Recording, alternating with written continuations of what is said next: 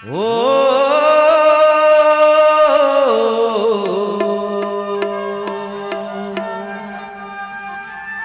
ओ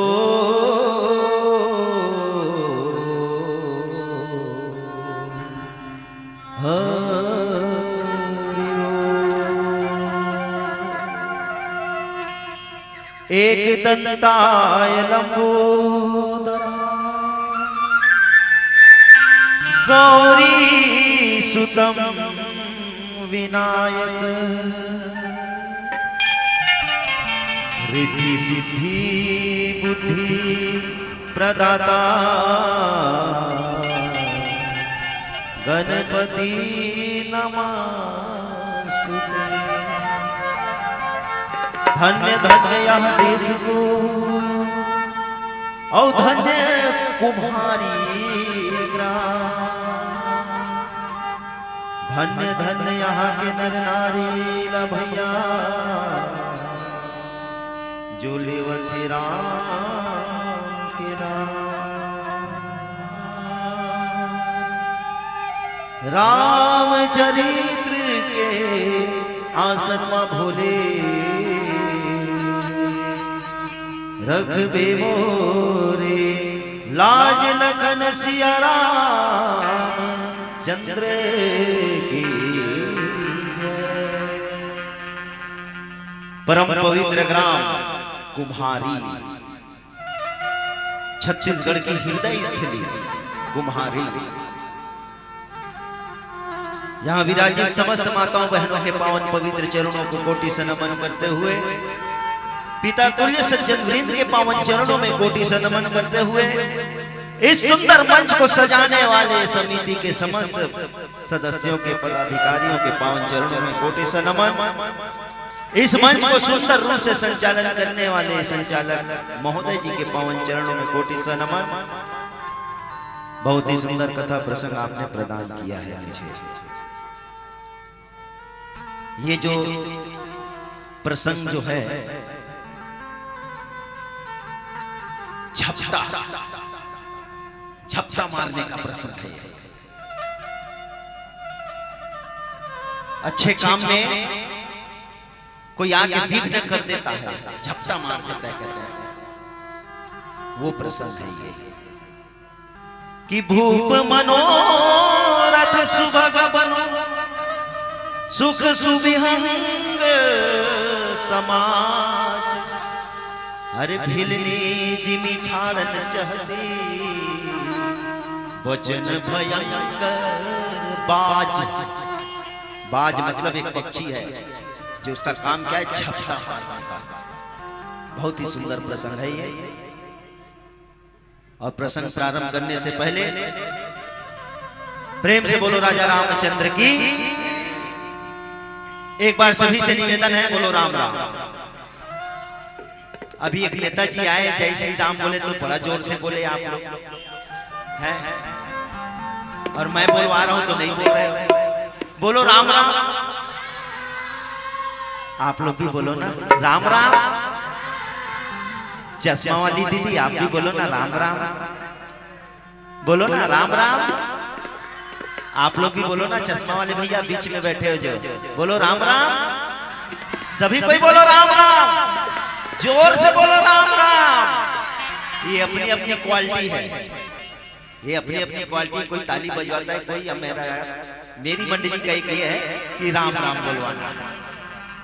बोलो राम राम, और बोलो राम राम, और बोलो राम राम। राम राम में बोल सीता राम में बोल, राम राम में बोल सीता राम में बोल।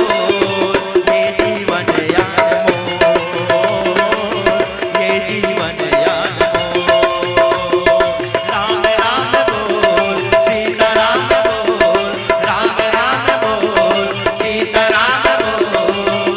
ये जीवन यान मोल, ये जीवन यान मोल।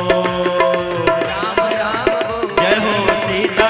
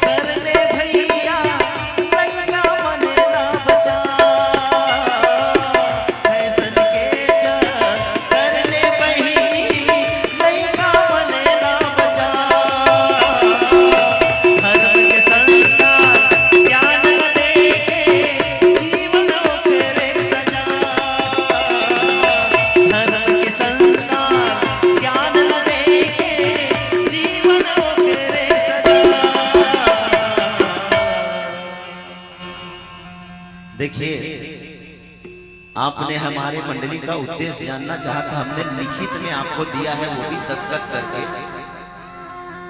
अभी आप कोई भी सरकारी दफ्तर में चले जाओ, लिखित में कुछ चीज मांगो, दस्तखत सही तो देने में कतराएंगे, लेकिन हमने आपको लिखित में और दस्तखत करके दे दिया ही ये भौरवदेव की कंवरधा की मानस मंडली कि आप अपने बच्चों को संस्कारवान बना दीजिए, आप अपने बच्चे को ज्ञानवान और विनयवान विवेकवान बना दीजिए।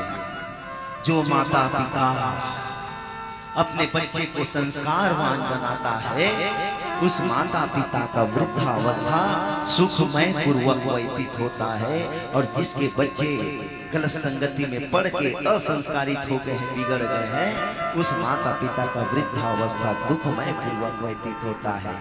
मैं प्रणाम करता हूँ इस माता जी को जो छोटे से बच्चे को गोद में लेकर सोई हुई है, और प्रणाम करता हूं उस भैया जी को जो छोटे से बच्चे को लेकर बैठे हुए हैं। लाइए, जहां भी ऐसा धर्म मंच सजता है आपके गांव में, आपके नगर में, ऐसे छोटे छोटे बच्चे को लाइए। छोड़ दो करने दो धूम मस्ती कर रहे, धुआं चौकड़ी करने दो, दौड़ धूप कर रहे, करने दो। कहीं इन बच्चों को, कुम्हारी वाले कान खोल के सुनिएगा, ये धर्म मंच की वाणी है, मेरी वाणी नहीं है।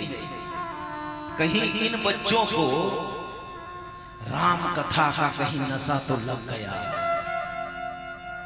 इन बच्चों को राम चरित्र का कहीं नशा लग तो गया, तो दारू भट्टी में ताला लगने में फिर टाइम नहीं लगेगा।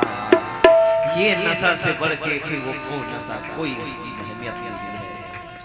इसलिए आप अपने बच्चे को राम कथा से, राम के चरित्र से राम बनाइए। जैसे आपने बोला राम राम राम राम, तो राम बना के ही छोड़ो। आप अपने बच्चे के सिर्फ जन्मदाता नहीं हो मेरे माई बाप, आप अपने बच्चे के भाग्य विधाता भी हो।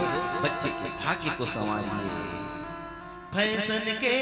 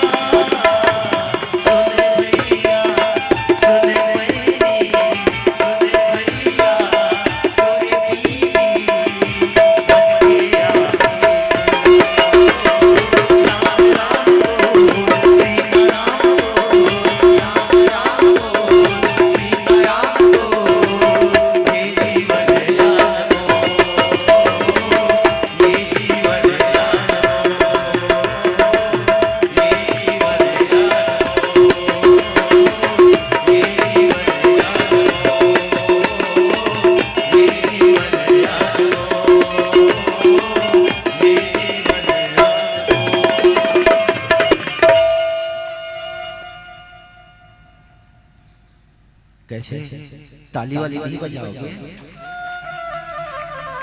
मालिक आपका भंडार भरपूर रखे, अन्न धन से भरपूर रखे।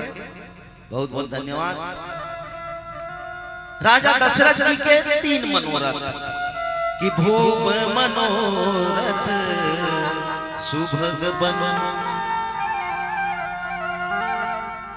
राज्याभिषेक की पूरी तैयारी हो गई है। परमात्मा को बस सवेरे राज सिंहासन में बैठाना है विधि विधान से। दूसरे दिन भगवान राम को राजा बनाने की पूरी तैयारी हो चुकी थी, लेकिन राजा दशरथ ने जो सोचा था, राजा दशरथ ने 3 मनोरथ सोचा था। एक तो मेरा बेटा राम राजा बने, मेरी अयोध्या राजधानी बने, और मैं ये राम राज्य का संस्थापक बनूं। ये 3 सुंदर पक्षी रूपी राजा जी ने सुंदर विचार सोचा था। सुख बनूं, सुखरूपी वन बनाया था उन्होंने, ये तीन पक्षी, सुंदर पक्षी कि मैं राजा दशरथ राम राज्य का स्थापना का मैं संस्थापक बनूं, मेरा बेटा राम राजा बने और मेरी अयोध्या राजधानी बने। लेकिन ये क्या, कैकेयी रूपी बाज आई, कैकेयी रूपी बाज आई और वो छोटे छोटे पक्षी को, राजा के 3 मनोरथ रूपी पक्षी को झपटा मार के उठा के ले गया कि भिलनी जिमी छाड़न चाहती वचन भयंकर बाज एक ऐसा पक्षी है, कब आता है, कैसे आता है, किधर से आता है पता नहीं चलता, और सीधा झपट के ले जाता है। कैकेयी की ऐसे भयंकर वचन कहां से उत्पन्न हुआ? रानी कैकेयी के मन में ऐसा विचार कहां से उत्पन्न हुआ? अरे जितना प्रेम रानी कैकेयी अपने राम को करती थी, उतना अपने जिस कोख में, अपने कोख में 9 महीना भरत को रखी, उतना भरत को नहीं प्रेम करती थी जितना प्रेम राजा राम को करती थी। अरे एक पुस्तक में तो ये भी लिखा है कि माता कैकेयी ने भगवान राम को जितना स्तनपान कराया है उतना तो भरत को भी नहीं कराया है। इतना प्रेम करती थी, इतना लाड करती थी, इतना वात्सल्य था राम के प्रति कैकेयी का। लेकिन आज ये क्या हो गया? और राम राजा बनने वाला था, जितना खुशी कैकेयी को था शायद राम को भी नहीं रहा होगा, किसी को नहीं रहा होगा। लेकिन ये क्या है, ये कैसे हो गया? इतना सुंदर रचना रचे और यहाँ क्या हो गया? क्या से क्या हो गया, क्यों हुआ? सिर्फ एक ही कारण है मेरी माता बहनों, एक ही कारण है, पर की बुद्धि दूसरे के मति के अनुसार चली। रानी कैकेयी दूसरे के मति के अनुसार, बाहर वालों के मति के अनुसार चली और उसका पूरा राज परिवार तहस नहस हो गया। मंथरा जो उसकी दासी थी, अयोध्या की नहीं थी, वो एक विदेशी नारी थी जो रानी कैकेयी के दहेज में आई थी, कहते हैं सेविका बनकर। मंथरा जो थी साम दाम दंड भेद चारों उनमें निपुण थी, लेकिन समझाए कौन? वो तो नौकरानी थी। दंड दे कैसे? वो तो कुबड़ी थी। दाम दे कौन? वो तो नौकरानी थी, दासी थी। पैसा कहां से पाए, कहां से दाम दे? लेकिन हाँ, भेद रूपी जाल ऐसा फैलाई और उस जाल में मछली की भांति कैकेयी फंस गई। पिंजरे के अंदर चूहा फंसता क्यों है? पिंजरे के अंदर चूहा फंसता क्यों है? क्योंकि उसको मालूम नहीं रहता कि इस पिंजरे के अंदर जो पनीर का टुकड़ा है वो फ्री का है, और फ्री फंड में ही आदमी बर्बादी चालू हो जाता है। इलेक्शन होता है ना, इलेक्शन आता है तो फ्री में क्या क्या बढ़ता है आप सबको मालूम है। मर्यादित मंच है, बोलना मेरे को उचित नहीं है। और इसी समय छोटे छोटे बच्चे लोग की आदत बिगड़ जाती है। ये इलेक्शन के समय फ्री में जो चीज बांटते हैं ना, वोट पाने के लिए, जीतने के लिए, और इसी में ही छोटे छोटे बच्चे लोग की आदत बिगड़ जाती है। वहीं से आदत बच्चों की लत लग जाती है। अब आप समझ सकते हैं। और जिस दिन जान जाए ये फुकट का चीज हमारे जीवन को फालतू करने वाला है, तो शायद ऐसा इलेक्शन होगा ही नहीं। रानी कैकेयी के ऊपर ऐसी मंथरा चाल फैलाई, ऐसी फैलाई, ऐसे फंसाई कि उल्टा हो गया। महारानी कैकेयी की दासी कौन? मंथरा।